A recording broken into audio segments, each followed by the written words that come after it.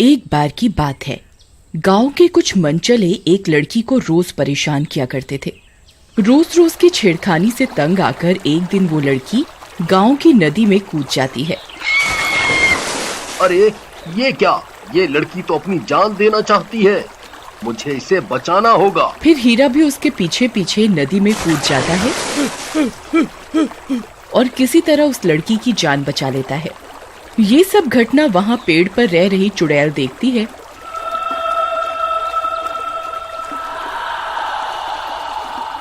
तो उसे हीरा से प्यार हो जाता है और वो एक सुंदर सी औरत का भेष बदलकर हीरा से शादी करके उसके साथ उसके घर में रहने लगती है। फिर कुछ समय बीतने के बाद उनके घर एक प्यारी सी बच्ची का जन्म होता है। हीरा बच्ची को गोद में लेकर बहुत खुश होता है, लेकिन रेशमा मन ही मन डर रही होती है। अरे रेशमा, क्या हुआ? देखो ना, भगवान ने हमें कितनी सुंदर बिटिया दी है। रेशमा मन ही मन सोचती है, मैंने तो खुद पर काबू पा लिया है, लेकिन मेरी बेटी अभी छोटी है। कहीं गांव वालों को पता चल गया कि ये चुड़ैल है तो वो इसे जिंदा नहीं छोड़ेंगे। फिर कुछ ही दिनों में रेशमा की बेटी दूसरे बच्चों के मुकाबले बहुत तेजी से बड़ी हो रही थी। एक दिन वो गांव के बच्चों के साथ खेल रही होती है। अरे सुमन, देख तो सही, ये रेशमा की बेटी कितनी जल्दी बड़ी हो गई है। इसकी उम्र के बाकी बच्चे तो इसके आगे बौने लग रहे हैं। तभी खेलते खेलते जैस्मिन को गुस्सा आ जाता है और वो एक बच्चे की गर्दन पकड़कर उसे हवा में उठा देती है। आई मम्मी, बचाओ बचाओ, मर गया रे। अरे अरे जैस्मिन, मुझे माफ कर दो, मैं आगे से चीटिंग नहीं करूँगा। तुम फिर से अपनी बारी ले लो। मम्मी मम्मी मम्मी मम्मी बचाओ।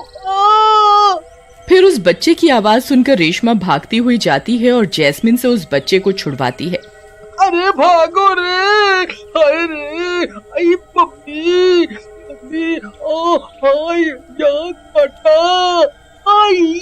जैस्मिन, ये तुम क्या कर रही थी? मैंने तुम्हें मना किया था ना, कभी किसी भी बच्चे को हाथ मत लगाना। लेकिन माँ, उसने मेरे साथ चीटिंग की। मैंने तो सिर्फ उसे हल्का सा हाथ ही लगाया था और वो मम्मी मम्मी करके रोने लगा। बेटा, तुम आम बच्चों की तरह नहीं हो, तुम इन सबसे अलग हो। मैं इनसे अलग कैसे हूँ माँ? जैस्मिन के सवालों का जवाब रेशमा नहीं दे पाती और उसे घर के अंदर ले जाती है। फिर एक दिन रेशमा जैस्मिन के बाल बना रही होती है। माँ, आज मेरी 2 चोटी करो ना। नहीं नहीं बेटा, अभी तुम्हारे बाल इतने लंबे नहीं हैं कि 2 चोटी हो सके। फिर रात होने पर सब सो रहे होते हैं। तभी पड़ोस के घर में से किसी औरत के चीखने की आवाज आती है। अरे मर गई रे, हाय रे, कोई मेरे बालों पर उस तरह फेर कर मुझे गंजा कर गया रे। हाय रे, मैं तो गंजी हो गई। मोया कोई अंधेरे का फायदा उठाकर मेरे बाल ही ले गया। अरे रेशमा, ये कैसा शोर है भला? ये औरत इतना रो क्यों रही है? अजी आप सो जाइए, मैं देखती हूँ। फिर रेशमा उस औरत के पास जाती है। उस औरत को गंजा देखकर वो हैरान रह जाती है। अरे बहन, ये क्या हुआ? तुम्हारे बाल कहाँ गए? तुम्हारी ऐसी हालत कैसे हो गई? अरे क्या बताऊं बहन, कोई कमबख्त अंधेरे का फायदा उठाकर मेरे बाल ही काट कर ले गया। फिर रेशमा हैरान परेशान होकर वापस अपने घर आ जाती है और जैस्मिन के कमरे में झांक कर देखती है तो जैस्मिन सो रही होती है।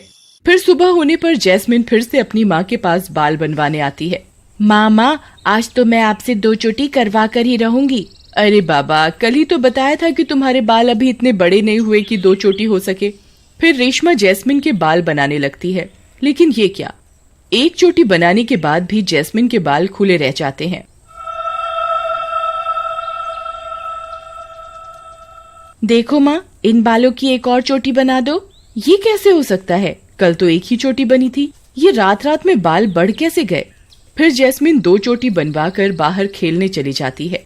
रात होने पर गांव में अचानक से चीख पुकार मच जाती है। अरे मर गई रे, मेरे बाल कौन काट कर ले गया? अरे गांव वाले जल्दी आओ, देखो कोई नास बेटा मेरे बालों को काट कर ले गया। अजी जल्दी उठिए, ये देखिए कोई आपकी पत्नी को अंधेरे में गंजा करके चला गया और आप घोड़े बेचकर सोते रह गए। अरे मैं तो लुट गई, बर्बाद हो गई। अब मैं किसी को अपना मुख कैसे दिखाऊंगी। फिर ये सब चीख पुकार सुनकर रेशमा और हीरा भी वहाँ पहुँच जाते हैं। अरे जग्गू भाई, ये तुम्हारी पत्नी के साथ क्या हुआ? इनके बाल कहाँ गए? पता नहीं भाई, मैं तो सो रहा था। रात के अंधेरे में कोई आया और इसके बालों पर उस तरह फेर के चला गया। रेशमा भी सोच में पड़ जाती है कि आखिर कौन है जो गांव की औरतों को गंजा कर रहा है। फिर अगले दिन जब जैस्मिन अपने बाल बनवाने माँ के पास आती है तो उसकी आंखें फटी की फटी रह जाती हैं। जैस्मिन के बाल कई फीट बढ़ चुके होते हैं। अरे जैस्मिन, ये क्या, तुम्हारे बाल रातों रात इतने कैसे बढ़ गए? माँ, आप तो जानती ही हैं मुझे बड़े बालों का कितना शौक है। अब मैं बालों को खुला ही रखूंगी। फिर इतना बोलकर जैस्मिन बाहर बच्चों के साथ खेलने चली जाती है।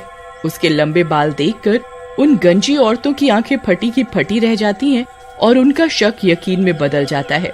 अरे दैया रे दैया, जरा इसके बाल तो देखो, कल तक तो कितने छोटे थे, रात रात में कितने बढ़ गए। तभी रेशमा भागती हुई जाती है और जैस्मिन को वापस अपने साथ घर के अंदर ले जाती है। अरे रेशमा, ये जैस्मिन के बालों को क्या हुआ? एकदम से इतने लंबे कैसे हो गए? ये तो नामुमकिन है। आखिर ये सब चल क्या रहा है? अजी, मैं आपको कुछ बताना चाहती हूँ। रेशमा हीरा को कुछ बताने ही वाली होती है कि तभी गांव के लोग उनके घर पर हमला कर देते हैं। मारो मारो, ये जैस्मिन जरूर एक चुड़ैल है। आज इस चुड़ैल को जिंदा नहीं छोड़ेंगे।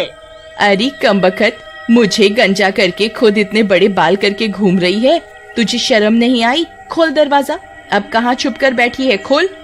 हाँ भाइयों, आज इस चुड़ैल को सबक सिखा कर ही रहेंगे। मारो मारो। अरे ओ गांव वालों, तुम्हारी इतनी हिम्मत, मेरी बेटी को चुड़ैल बुलाते हो? वहीं रुको, अभी एक एक को सबक सिखाता हूँ। फिर हीरा लाठी लेकर घर से बाहर जाने लगता है। तभी रेशमा उसे रोक लेती है। नहीं, रुक जाइए, आप बाहर मत जाइए, बाहर आपकी जान को खतरा है। अरे रेशमा, तुम डरो नहीं, मैं अभी इन गांव वालों को सबक सिखा कर आता हूँ। फिर इतना बोलकर हीरा बाहर निकल जाता है। उसके बाहर पहुँचते ही सभी गांव वाले उसे लाठी डंडों से मारने लगते हैं। मारो मारो, इसे जिंदा नहीं छोड़ना है। आज इसके पूरे परिवार को मारकर ही दम लेंगे।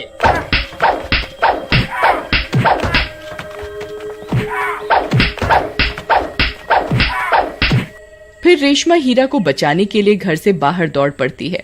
लगता है अब मुझे असली रूप में आना ही होगा, नहीं तो ये लोग इन्हें जिंदा नहीं छोड़ेंगे।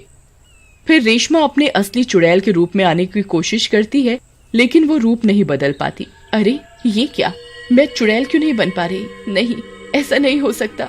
अगर मैं चुड़ैल नहीं बनी तो इनकी जान नहीं बचा पाऊंगी। फिर बहुत कोशिश करने के बाद भी रेशमा चुड़ैल का रूप नहीं ले पाती। फिर उसे ध्यान आता है शायद जैस्मिन के जन्म लेते ही उसकी सारी शक्तियाँ जैस्मिन में चली गई हैं। फिर वो भागते हुए घर के अंदर जैस्मिन के पास जाती है। जैस्मिन, चलो, तुम्हारे बाबा को तुम्हारी जरूरत है, जल्दी चलो, नहीं तो गांव वाले उन्हें मार डालेंगे। फिर वो दोनों भागती हुई बाहर जाती हैं। गांव वाले अभी भी हीरा पर डंडों की बरसात कर रहे होते हैं। जैस्मिन, तुम्हें अपने असली रूप में आना होगा, अपनी शक्तियों को पहचानो, तुम्हारे बाबा को आज तुम्हारी जरूरत है। अपनी शक्तियों को पहचानो बेटा। तभी अपने बाबा की हालत देखकर जैस्मिन को गुस्सा आ जाता है और वो अपनी शक्तियों को पहचान जाती है और उसका आकार बढ़ने लगता है। ये सब देखकर गांव वालों की हालत खराब हो जाती है। अरे मार गए रे, ये जैस्मिन तो सच में चुड़ैल निकली। अरे अरे, अब क्या होगा? छोड़ मेरे बाबा को। अगर किसी ने उन्हें हाथ लगाने की कोशिश भी की तो उसका सर उसके धड़ से अलग कर दूंगी। फिर जैस्मिन का गुस्सा देखकर सब गांव वाले उसके आगे हाथ जोड़कर खड़े हो जाते हैं। जैस्मिन बेटा, शांत हो जाओ, अब मैं ठीक हूँ। फिर अपने बाबा को सही सलामत देखकर जैस्मिन का गुस्सा शांत हो जाता है और वो अपना आकार छोटा कर लेती है। फिर रेशमा सभी गांव वालों को यकीन दिलवाती है कि जैस्मिन से किसी को कोई खतरा नहीं होगा। वो अपनी शक्तियों का इस्तेमाल सिर्फ गांव की भलाई के लिए ही करेगी। फिर जैस्मिन अपनी शक्तियों से सब औरतों के बाल उन्हें वापस लौटा देती है और उस दिन के बाद जैस्मिन गांव के सभी बच्चों के साथ हंसी खुशी रहने लगती है।